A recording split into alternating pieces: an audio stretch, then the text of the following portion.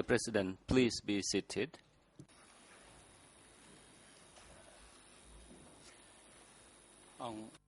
The trial chamber is back in session, and the floor is given to Defense Counsel for Nuon Chea to put questions to the experts. Counsel, you may proceed. Thank you, Mr. President. Good afternoon again, Mrs. Becker. Before the break, we spoke about the U.S. Congress report on Vietnam's ambitions toward Cambodia. We spoke about Soviet policy or ideas about what Vietnam's ambitions were. We did the same with China. Of course, who is missing in this lineup is King Father Sihanouk and his views as to the Vietnamese invasion in 1978-79. You spoke already briefly about Prince Sihanouk. You spoke about your interview, or his press conference in Beijing. Would you be able to tell us some details about the content of that 5-hour press conference that Prince Sihanouk gave in Beijing in January '79?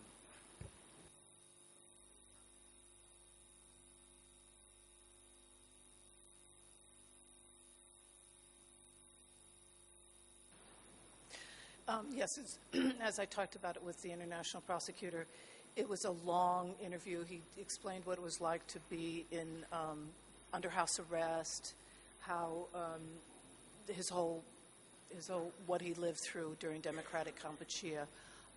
Then he went on to New York to the UN, and that's a speech that I actually covered, where he threw in his lot with democratic Kampuchea, saying that he was really worried about Vietnam. And then afterwards is when he then tried to stay in the United States or France, and they refused.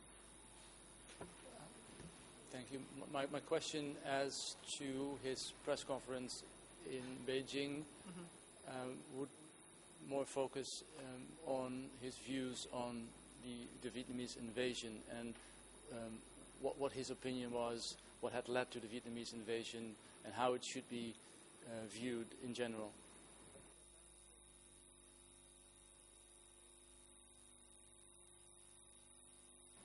Of course, I don't remember exact words, but it was very clear. He's throwing in his lot with democratic Kampuchea. He's afraid Vietnam is going to swallow up Cambodia, and he kept that line all throughout. So is it your recollection that there is really, when it comes to the Vietnamese invasion and Vietnamese ambition, there's no light as to what he said in Beijing and what he officially said before the Security Council, I believe it was 15 January 1979.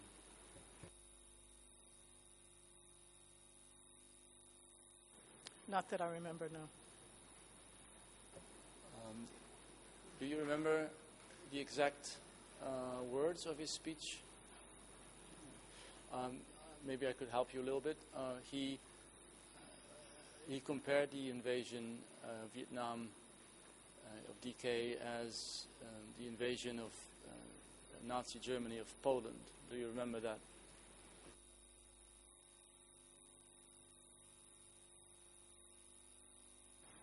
No, but I take your word for it.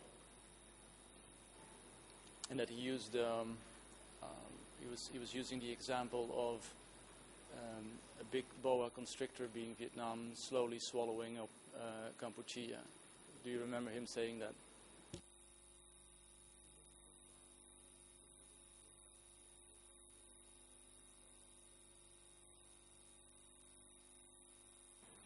No, as I said, he kept saying swallowing Kampuchea, and the DK leaders all said swallowing Kampuchea.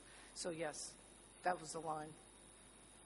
And did he, do you remember, qualify the Vietnamese invasion as a naked act of aggression, annexation, and the fulfillment of long term ambitions to swallow up little Kampuchea?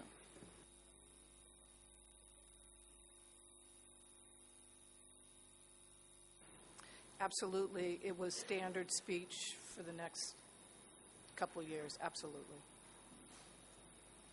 So then would it be a fair conclusion, in your expert opinion, that there was not much light between what the Soviet Union saw as Vietnamese ambitions, what China saw as were Vietnamese ambitions toward DK, what Douglas Pike thought, and what Prince Sihanouk thought?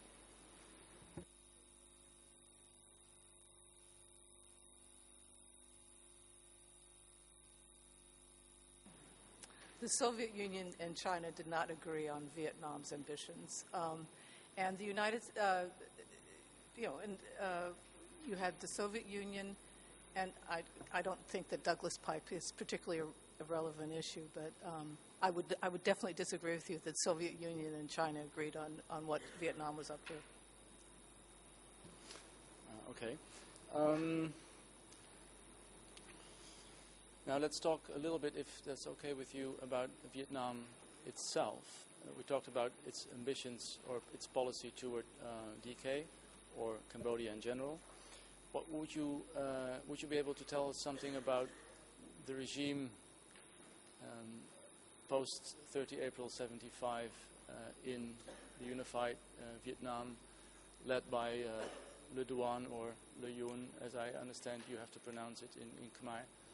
Would you be able to tell us anything about the regime that he was leading in Vietnam?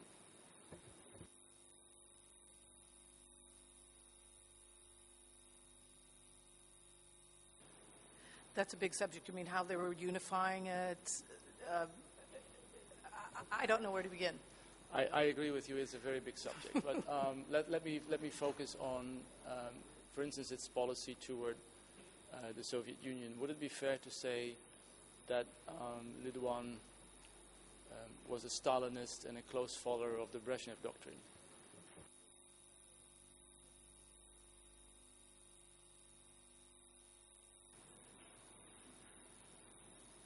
There's no question that Vietnam was very close to the Soviet Union and was very fearful of the Chinese. And since Ho Chi Minh and his famous expression about the lips and the cup and the teeth and all that, there's no question. They were Soviet side and very starting to question Chinese behavior. I briefly mentioned the Brezhnev doctrine. Would you be able to shed some light on what the Brezhnev doctrine is?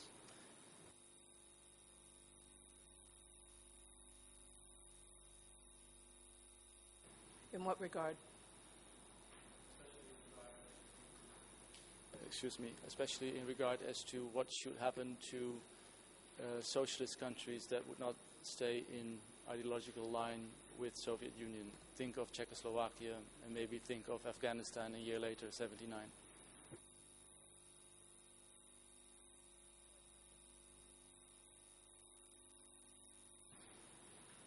I don't... President, Madam Expert, please wait, and the international co-prosecutors, you have the floor. In my limited research, the Brezhnev doctrine, what Brezhnev said was that when forces that are forces that are hostile to socialism try to turn to the development of some social country, turn the development of some socialist country towards capitalism, it becomes not only a problem of the country concerned, but a common problem and concern of all socialist countries.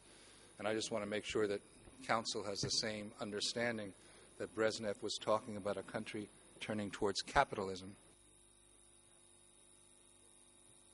Well, I'm not sure that Czechoslovakia in 1968 was turning to capitalism, but let's leave that discussion aside. My question is, would you be able to put the Brezhnev doctrine in the light of the Soviet invasion in 68 in Czechoslovakia and later?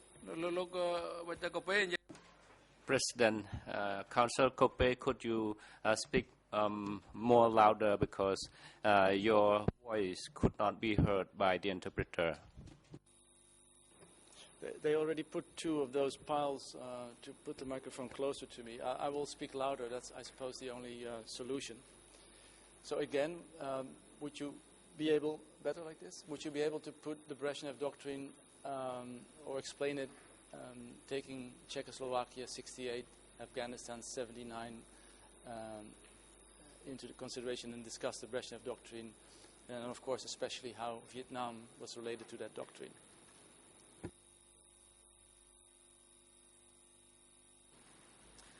Quite frankly, I've never seen that comparison before. Have you? You mean the Brezhnev Doctrine and 68 Czechoslovakia?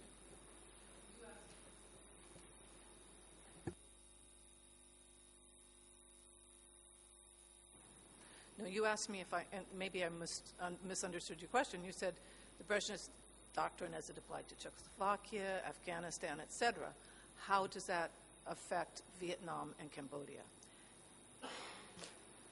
The thing is, we're going a little fast. I agree, but I have only limited time. So what I'm trying to achieve from my question is, would you be able to tell if Vietnam adhered to the Brezhnev Doctrine, was in agreement officially with the Brezhnev Doctrine? In other words, were they in agreement with the Soviet invasion of Czechoslovakia in 68, and later the Soviet invasion in Afghanistan, 79. Generally speaking, in other terms maybe, were they called the Cuba of Asia? Were they in the same, could they be seen in the same terms of policy as Brezhnev and the Soviet Union?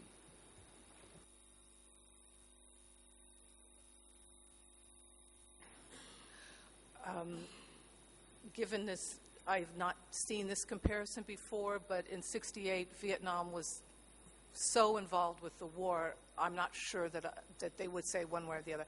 I'm afraid I don't see the comparison. I cannot remember an official Vietnamese statement saying the Brezhnev Doctrine informed their invasion of Cambodia. I do not remember that, no.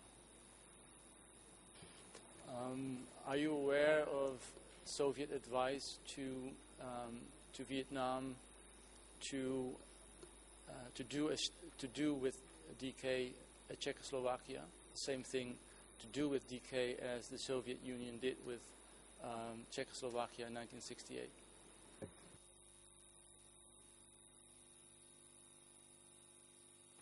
No, I'm not. Maybe let me rephrase in other terms. Was Vietnam in 76, 77, 78, 79 a Soviet satellite in the Stalinist tradition?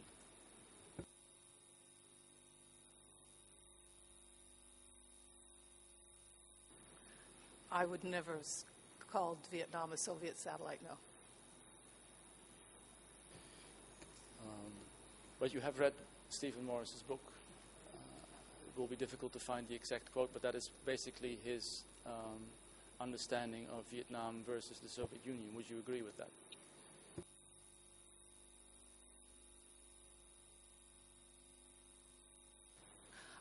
I agree with Nyan Chanda's analysis, which is a much more independent Vietnam, not a Soviet satellite. And I think what is pertinent in this argument is that Vietnam was incredibly poor after 75, very poor. The United States started an incredible embargo, and the poverty of the Vietnamese led to their people being sent to factories all over Eastern Europe and the Soviet Union, the then Soviet Union, to work. And it was highly resented by Vietnam. Those of us who later visited, they hated it. And in fact, if you remember when the Berlin Wall fell, you saw all these Vietnamese workers trying to get out. So they were definitely beholding.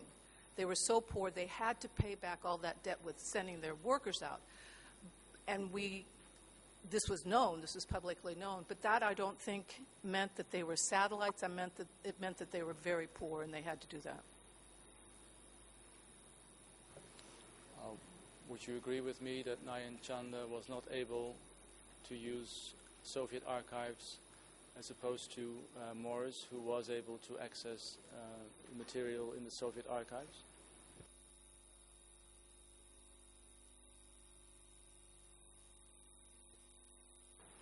I'll repeat my expert on Soviet archives is not necessarily Stephen Morris. It's the man, the Danish man who just won the Pulitzer, called For Embers of War, that went through them. And Sophie Quinn Judge, I think, is better. And and neither of them would ever have called Vietnam a Soviet satellite. I'll move on in relation to Vietnam, and very briefly on its own human rights record. You have written about that in your book. Would you be able to say something about mass executions in South Vietnam by North Vietnamese troops after 30 April 75, especially former South Vietnam officials and military?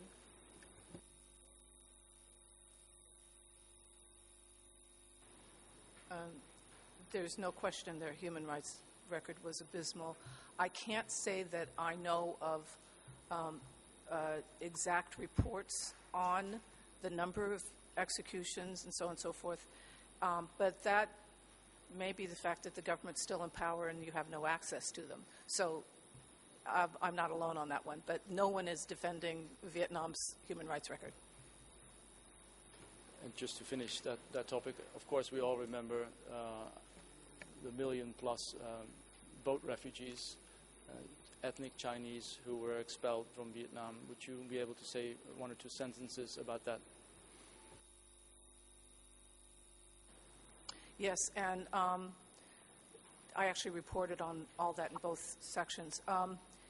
There are two, as you know, two different boat peoples. The ones in the south who made it largely to Southeast Asia, and the Chinese in the north. And that was very much related to Cambodia, the ones in the north.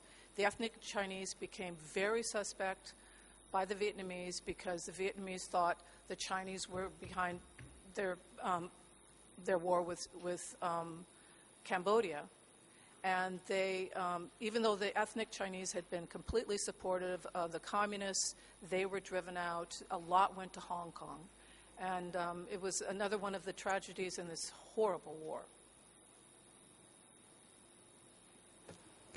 Now, my last question on this topic would be, in the light of what we talked about earlier in terms of Vietnamese ambitions toward decay, Vietnam's position in the Soviet bloc, as you will, its abysmal, your words, human rights records. Now, would you be able, in your expert opinion, to qualify the invasion of Vietnam of DK? Was it a large-scale act of aggression, as Prince Sinu calls it, or was it a humanitarian intervention?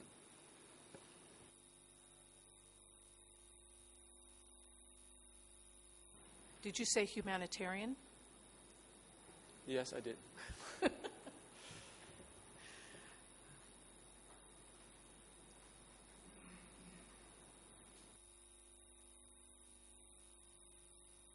Light on and off. I don't think anybody's ever accused the Vietnamese of doing a humanitarian invasion. This was a power-on-power invasion.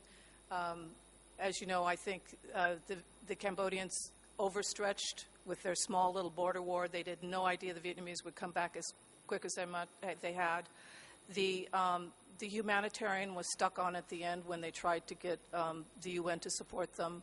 The only thing I would say is that since one has to be skeptical of all governments, the one thing I did write is that if Thailand had invaded and overthrown Phnom Penh, there might have been a very different reaction. But no one has ever thought the Vietnamese invasion was humanitarian at all. Well, I'm not sure about that, but I would like at least the record to reflect that you were laughing at my suggestion that it even could be a humanitarian intervention, and you were laughing because it is a ridiculous notion. Would that be correct?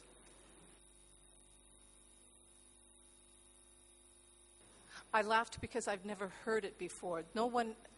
There's definitely a humanitarian component when they defeated the Khmer Rouge and the Khmer Rouge left. But no one ever thought that this was primarily humanitarian. If there had not been a border war, Vietnam would not have invaded. It was secondary that there was a big humanitarian component, that the Khmer Rouge were overthrown and the people had a breather. But no, I don't know anybody who believes that this is anything but a Vietnamese response to the border war with Cambodia.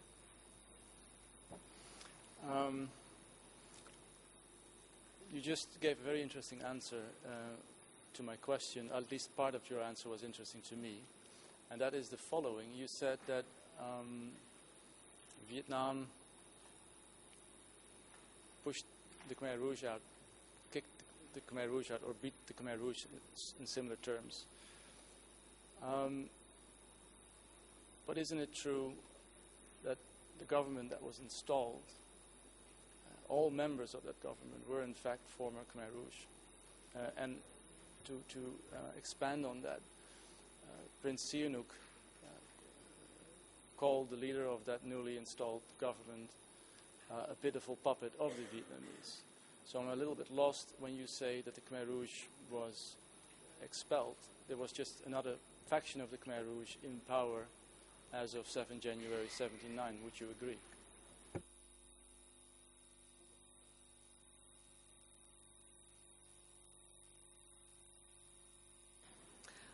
No, that's like saying that the Vichy government was just another branch of the French government.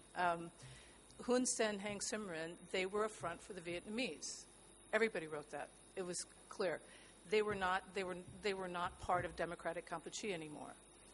They weren't. They had fled during the Eastern Purges, and then they were the front for the Vietnamese. In fact, when the Vietnamese argued, when Sihanouk was arguing at the UN, they pretended they weren't there, and we all wrote they were. So to say this is an extension of DK, they're former DK, yes, but they were completely split off from DK and they were fighting DK. That brings me to my next topic, Ms. Becker. Which year do you put the uprising, as you will, or the split within the Khmer Rouge, and the split into two groups or even three groups, one led by Pol Pot, Nuon Chea, Ieng Sary, and the other one led by Sao Pim, Ru Nim, and others? Which year, which time would you put that split?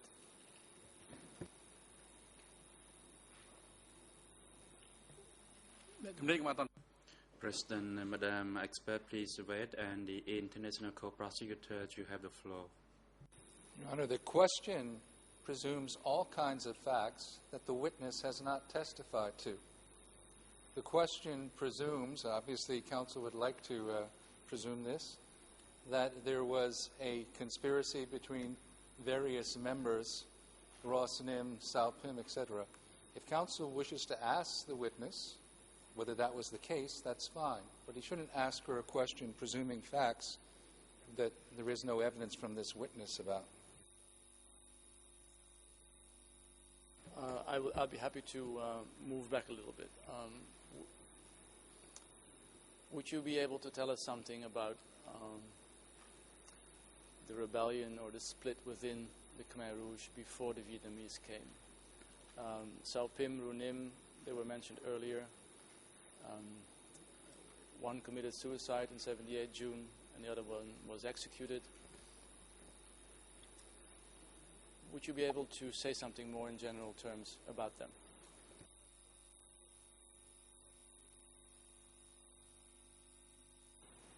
As I describe it in my book, it's a purge. It's not a split. And it comes from the top. And it is, as the evidence shows in tool slang, it is an attack on the various regions for the center to take more power. I don't describe it as a split. I describe it as a purge. I realize that is the dominant view.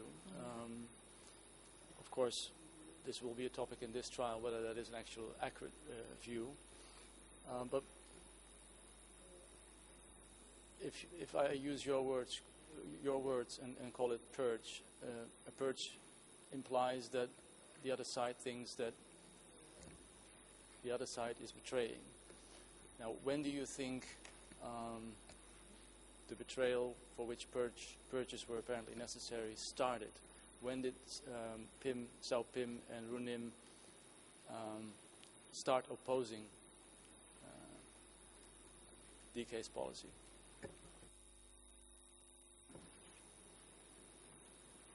Again, Your Honor, there has been absolutely no evidence from this witness that Ross Nim or Sao Pim opposed the policy, but I think I'd let the witness answer the question. Exactly.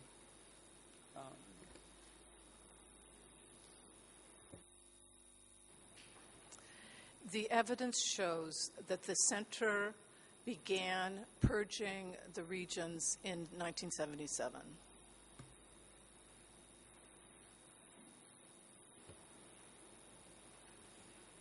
So that would mean exactly when do you think they thought purging was necessary?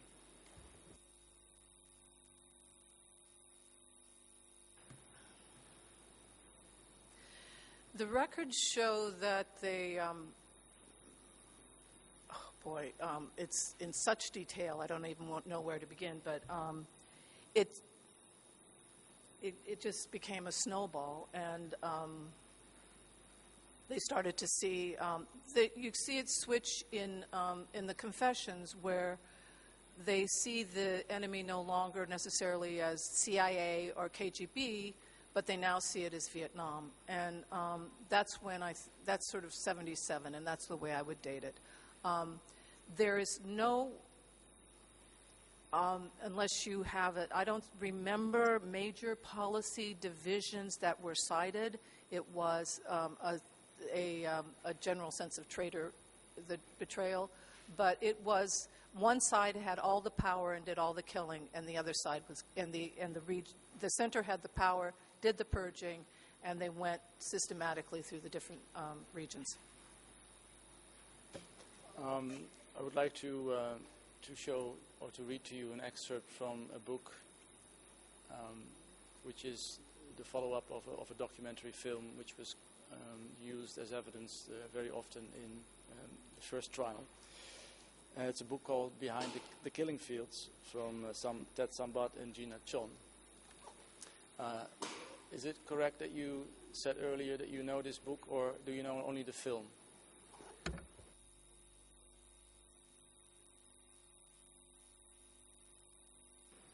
Only the film.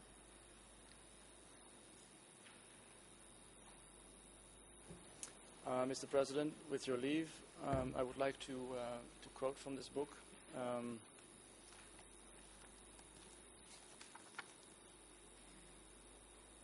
I don't see as quickly the E3 number. E152.2. And the ERN number in English that I'm quoting, it's page 106 of the book, 007-57532. Khmer 00-858-341 and 42. Just to give you a little background, Ted Sambat is quoting what seems to be a mid-ranking cadre from the Northwest Zone. He is called in the book Chan Zavut. He used to be the head of the hospital in the region Battambang. And he is quoted or paraphrased by Ted Sambat as follows. Chan Zavut, head of the hospital in his region in Battambang, said in an interview that in one of the meetings he attended in Sedao to overthrow Pol Pot, Runim said secrecy was mandatory because anyone who was found to be part of the plot would surely be killed. The plan was very big and important, and if we won, things would be good again, Zavut said. We were encouraged because some members from Phnom Penh, like Vorn Vet, supported this plot, and we had So Pim in the eastern zone. This particular statement of this mid-ranking cadre from Battambang seems to be supported by another cadre cited by Ted Sambat in his book. And I read in the book, that would be ERN English 007575331 and Khmer 008583339 and 40. It's page 104 in the book. Surviving Khmer Rouge cadre said there was indeed a plot to overthrow Pol Pot, Nuon Chea and the rest of the leadership. In Thun of Pursat province said there was a plan in 1976 to stage a coup that would be led by the northwest and eastern zones. Everyone knew about the plot to overthrow Pol Pot's leadership. Now he's putting this to 76. Would that change your answer you just given in the light of the testimony of these two cadres?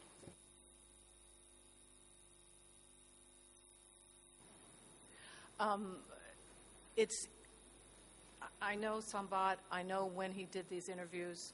I would take it with a grain of salt. I do not think that is proof that there was a plot, but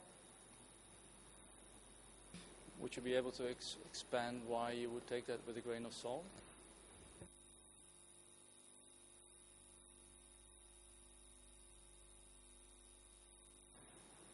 Two isolated interviews, I'd want to find some follow-up. It's way after the fact. There's no other supporting documents. Well, I'm just quoting two. There's a third one, by the way, but I'm just quoting two from his book. I'm not sure if he doesn't have more. As a matter of fact, there is evidence in the file, which I'm careful in my phrasing, and Mr. President seems to corroborate this evidence, indicating that the Southwest Zone, the leaders of the Southwest Zone, SOPIM, and the leaders of the Northwest Zone were conspiring already in 75, 76. How did they do that? They had big storage of rice, weapons, etc., in order to be able to, as this cadre says, overthrow DK.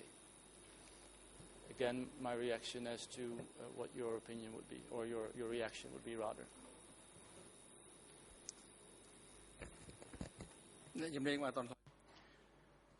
Madam Expert, please wait, and the International Co-Prosecutor, you have the floor.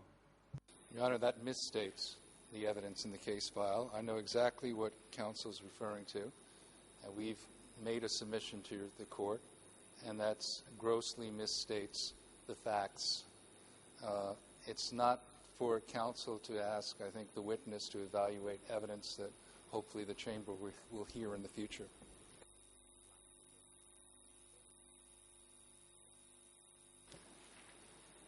I'd be happy to give direct quotes, but then we go into an area where I'm sure there's like a million objections, and I don't want to go there. So my question in general would be, Mrs. Becker, again, why would you say that we have to take the findings of Ted Sambat, which he laid down in his book, but also to a certain extent in his film, with a grain of salt?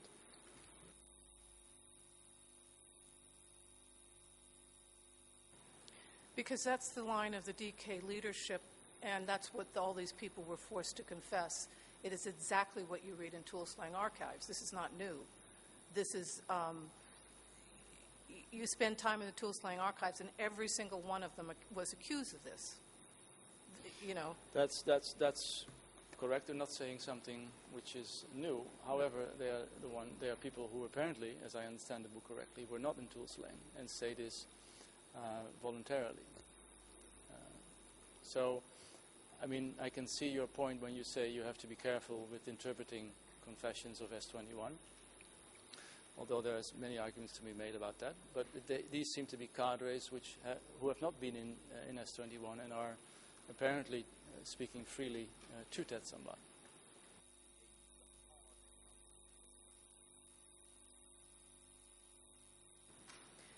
I'll repeat. this was the official... Excuse me, there's no question. Okay. There hasn't been a question. It seems that the expert or the witness was understanding my question, and she was already starting to address my question. Mr. President, if I could address you. There's a procedure in courts that I've been in the last 35 years where questions are asked and answers are given. If without a question, there's no opportunity to object, and without a clear question, the direction of the examination becomes less fruitful and undirected. So I would ask that the counsel ask the witness questions and not simply make statements and then wait for a reaction. Mr. President, as you are fully aware now, this is a very important topic to the Nuon Chea defense, trying to establish how rivalry factions were fighting each other in DK. I think we should have some leeway in this. The expert is perfectly able to grasp firmly, to use a DK term, what I'm putting before her. And if she can, then she can.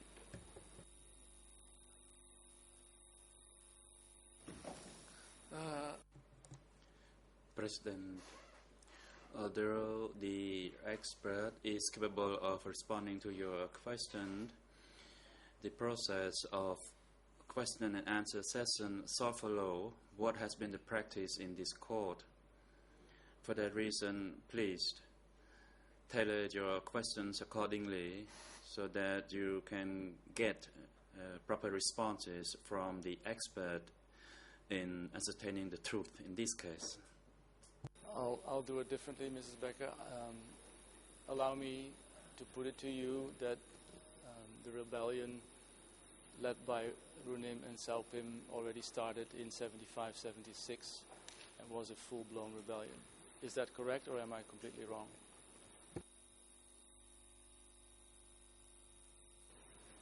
I do not see the evidence for that, so I think it's wrong. And I continue to say that these were purges from the top to the regions. Fair enough. I'll move to another topic, Ms. Becker, and that is the murder of Malcolm Caldwell. That is more an issue that you can testify to as what you have seen and experienced.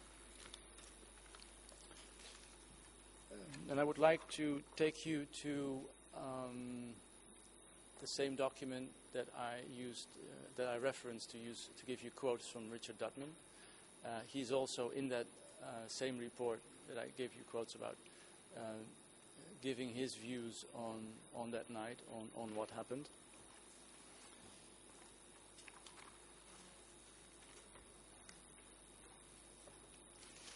And let me take you, Ms. Becker, to, it is for the record E3/3290, ERN 004-19211.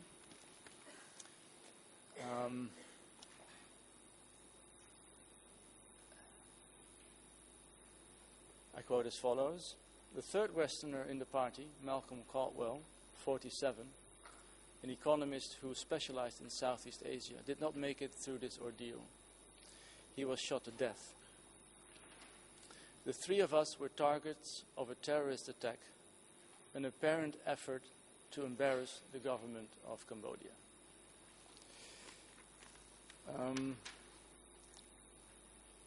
My question to you is, first of all, your reaction as to this very short analysis of Dutman on the tragic events that night.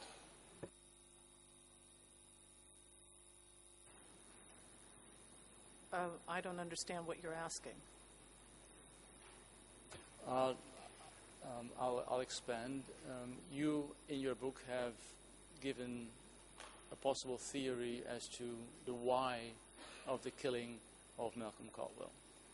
And because of time, I quickly went to the quote from Richard Dutman in his own report, and he seems to suggest that the killing was done in an effort to embarrass the government of DK. And if I understand your analysis correctly, you seem to suggest, and correct me if I'm wrong, that it was done within DK or even possibly by DK authorities. So my question is, would you be able to shed some more light on the why of this killing?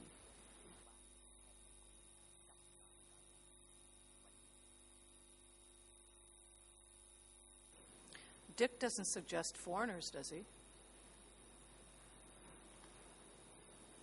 No, he doesn't suggest Vietnamese. No. Or no foreigners. No. He seems to suggest that it was probably done by locals, but in an apparent effort to embarrass the government of Cambodia. In other words, to embarrass Pol Pot, rather that it was done at the instigation of Pol Pot, which maybe, I don't know if I'm wrong, is what you seem to suggest.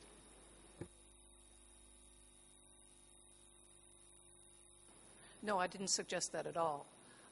It's what I suggested was that, first of all, in tool slang, it's clearly Cambodian v. Cambodia. And if you're going, and I also say it's so irrational that to try to find a rationality for this is the same as finding rationality for the millions of Cambodians who died during the Khmer Rouge. However, if you pushed me against the wall and said, what would be a reason, the most obvious reason that came to my mind was that there were some people in DK who are not happy that Ieng Sary had promoted opening up the country to foreigners who were not friendly delegations. That's the most obvious thing that I could think of. But I don't pretend that I know. Would it be possible that it was, in fact, the people that were behind this attack, this murder, were local Khmer Rouge cadres, but acting on instructions of the Vietnamese?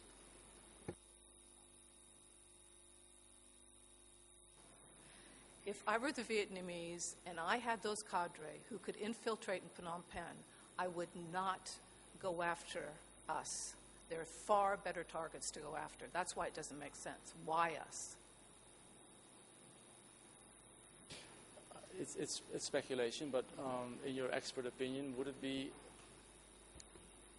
a possibility that, in fact, it was an act done by members of the opposing factions acting on the instructions of Vietnam?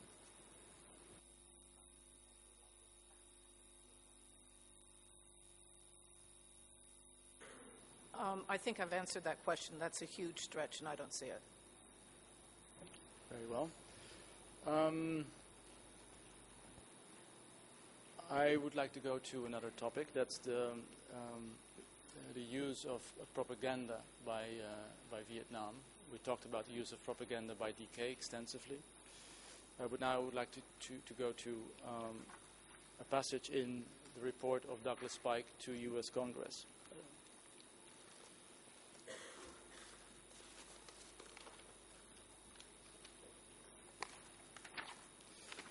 It's, Mr. President, it's E3/2370, and I'm going to English page 00187389 and French 003444740. There's no Khmer translation, I'm afraid.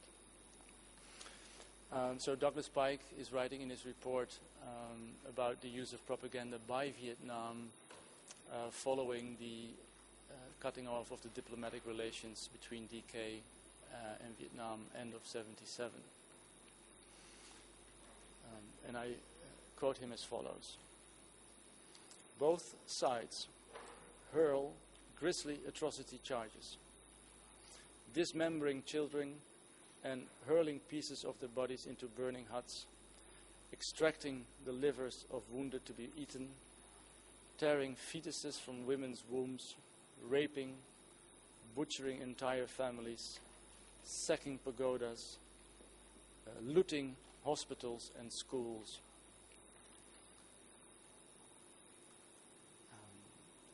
And to sort of sum up the use of these examples.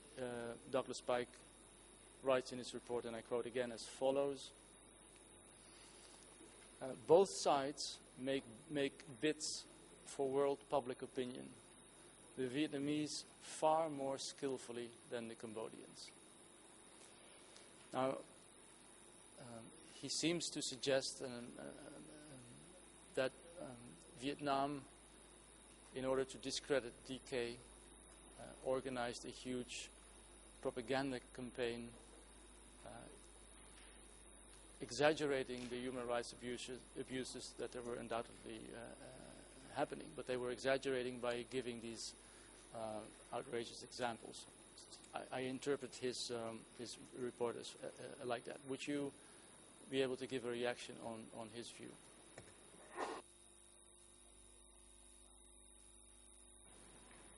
Oh, as a journalist, I can't disagree with you more. The Vietnamese have always been more skillful in terms of propaganda and getting it across. During the war, the Vietnamese communists were welcoming to journalists, invited them in. The DK killed all of us who went onto their side. DK was very unfriendly to foreigners. Look at how they closed themselves off. They were clumsy and incompetent when it came to getting their message across to foreigners. And what he's talking about is that Vietnamese understand how to reach out to reporters, how to reach out to foreigners, bring them in, show them this. They were bringing in people all the time. And it was that skill that he was talking about more than anything else, I would say. What did you read from DK? They didn't let you in. I think we actually agree, because the quote is, both sides make bids for world public opinion, the Vietnamese far more skillfully than the Cambodians.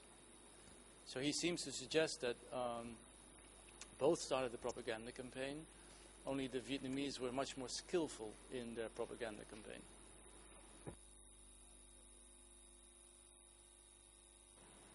Yeah, we're talking about propaganda. We're not talking about content. We're talking about the skill of the propaganda. And I am saying the Vietnamese are more skillful. I'm not talking about the content on either side.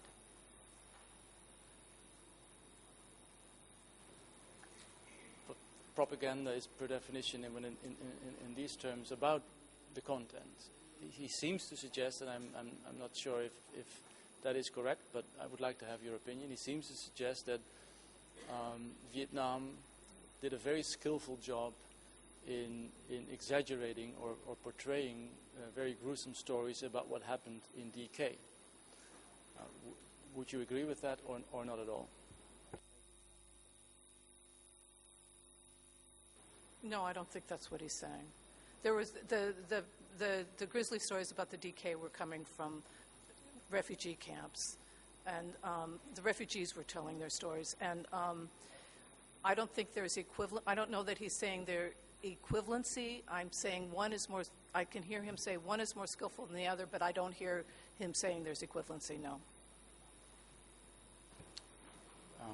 You mentioned in your answer the stories of refugees. Mm-hmm. If that's all right with you, I would like to go back to The Eyes of the Pineapple, the book of Burglar. And in the first pages, he's trying to analyze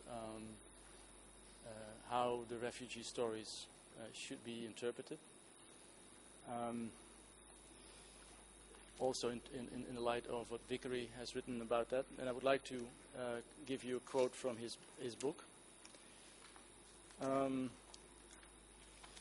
It's the second page. I thought I had an ERN number, but I'm afraid I don't have it right now, but I will give that later to you, Mr. President. He writes as follows. He's actually talking first about an example of a long list of distortions and manifest dishonesty by serious and supposedly responsible non-partisan Western journals. And then he goes on to say, and I quote, "Distortions also occurred through the bias in refugee reports, the major source of information. These reports emanated mainly from upper and middle class urban people who had lost all or most of their wealth and who, therefore, had enough reason to hate and discredit the new regime. With the sorry conditions of life in the refugee camps, they would depict the situation in democratic Cambodia even worse than it was to justify their flight. This bias was compounded by the frustrations and tensions of refugee life, by covert pressure from camp leaders, Thai officials, and foreign agencies on whom the refugees were dependent.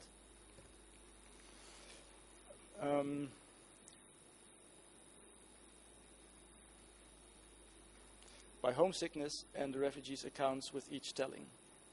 They would also tell the stories they thought the interviewers wanted to hear, supposing this might help them get out of the camps to some third country. They were well aware that their interviewers were more interested in sensationalist horror stories. Hearsay became personal experience, and camp leaders, subordinate to anti-communist Thai officials, did select refugees to recount atrocity stories. Stories could be bought. Sometimes standard interviews were handed out, written by people who could neither read nor write, and sometimes did not even speak Khmer. Some refugees gave different stories to different people. End of quote. Madam Mrs. Becker, you just testified earlier that you haven't actually spoken to refugees yourself, but are you aware that there is a discussion in academic literature, Vickery, Berkler, but to a certain extent confirmed by a witness on the stand, François Panchaud, that there was a lot of exaggeration in the stories of refugees in Thai refugee camps?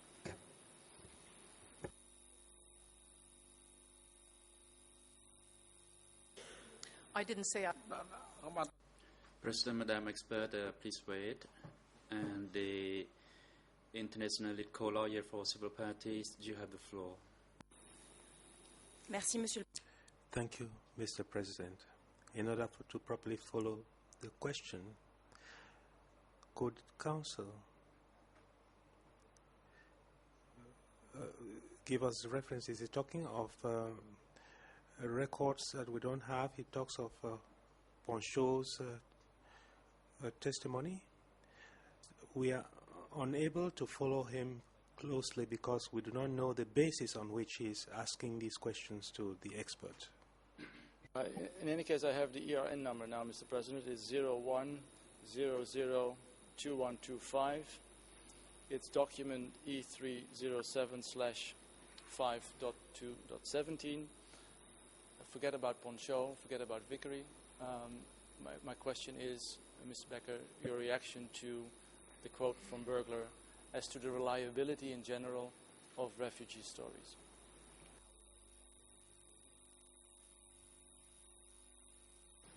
First of all, you misquoted me.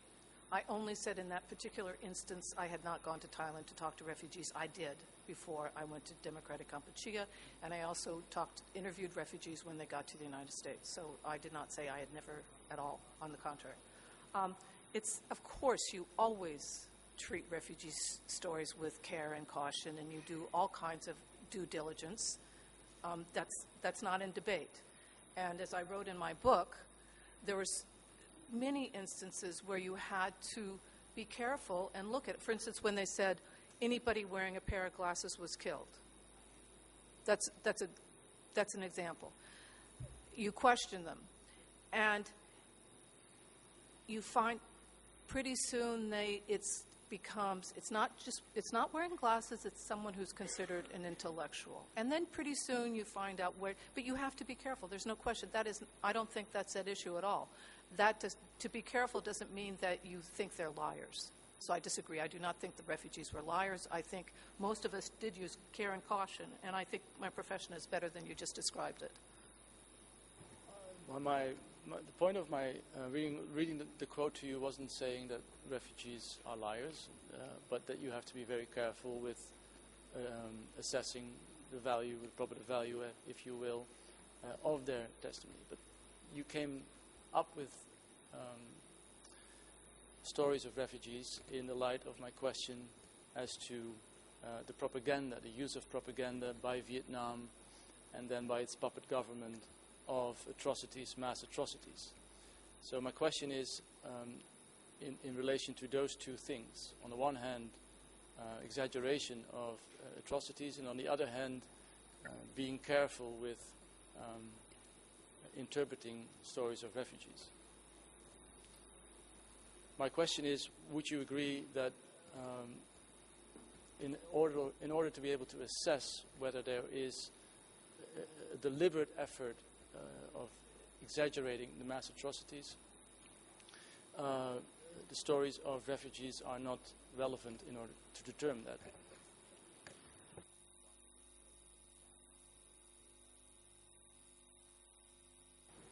I got lost in what you just said. Now, you mentioned who's using refuge. I have no idea what you just said. I started my questions with the quote or the citation from Pike and the use of propaganda by Vietnam. We were talking about whether Vietnam was more skillful than Cambodia.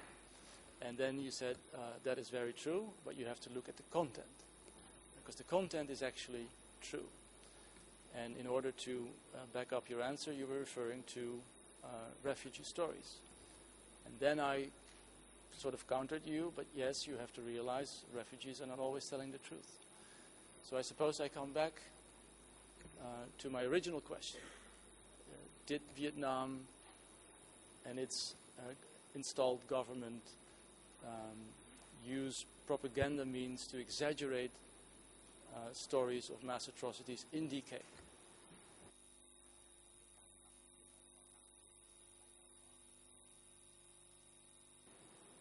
I'm going to walk you through what I think just happened. You quoted a October 1978 Douglas Pike item. I said by 1978 there were any number of refugee stories on the Thai border. Then you just said that this has to do with the installed government of Vietnam in 1979-80? The propaganda effort started already in '78 and was then continued by the government installed by Vietnam. That is my point. Okay.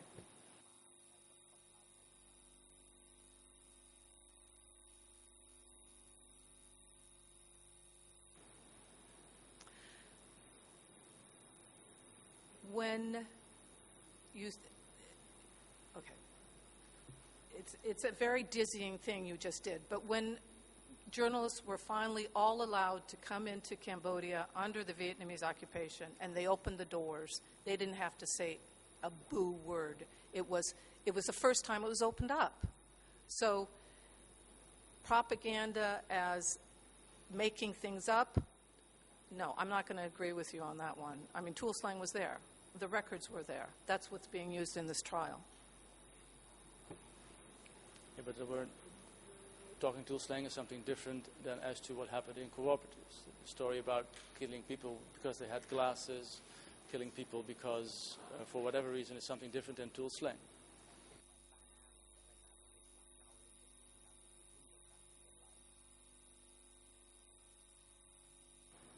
And by then, if this was a question, by then we had refugees, and my book begins with May Compote, who describes how they were killed in the cooperatives. He's someone I know and trust and has nothing to do with tool slang, but he was finally free to talk because 1979, the Khmer Rouge were overthrown.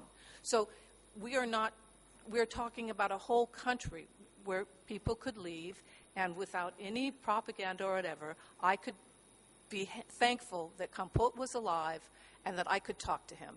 So no, that your A to B doesn't work. Very well. I have one very last small question, and that is, if you allow me, Mr. President, in relation to an answer to the question that you gave from the prosecution, that is about killing of Cham. That you read a few passages from your book. You recall them. But I would like to read to you one other passage in your book as well, It's page 253 of your book.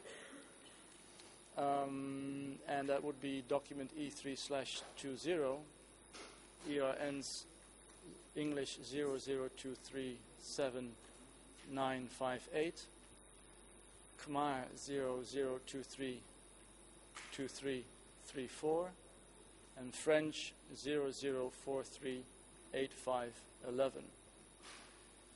It's the first paragraph of your book, page 253, and you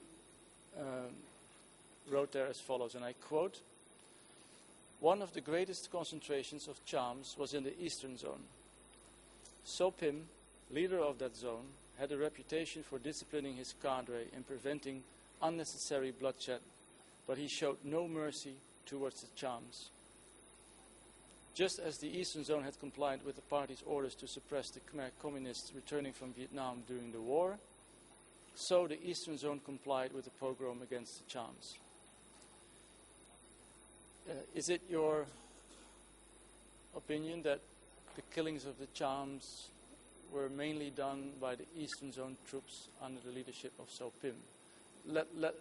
Disregard the instructions, yes or no, but the actual killing, the actual deed of killing, was that done, in your opinion, primarily by Eastern Zone troops?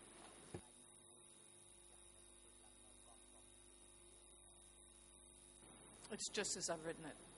Yes.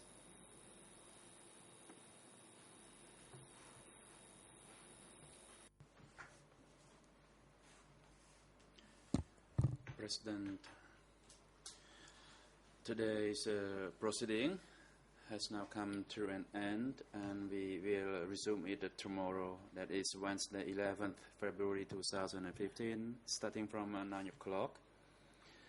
And tomorrow the Chamber will continue to hear the testimony of the expert Elizabeth Becker. And this is to notify to all the parties and the general public. And the Chamber is grateful to you, Madam Expert. However, your testimony is not yet concluded, and we would like to invite you again to return to the courtroom tomorrow, commencing from 9 o'clock in the morning. And you may now return to your residence. Court officer, in collaboration with Visu, please make a necessary arrangement of transportation for the experts to her residence and have her return to the courtroom tomorrow morning before 9 a.m. And security guards, you're instructed to take the accused Nuon Chea and Khieu Sampon back to the detention facility and have them returned to participate in the proceedings before 9 o'clock in the morning. The court is now adjourned.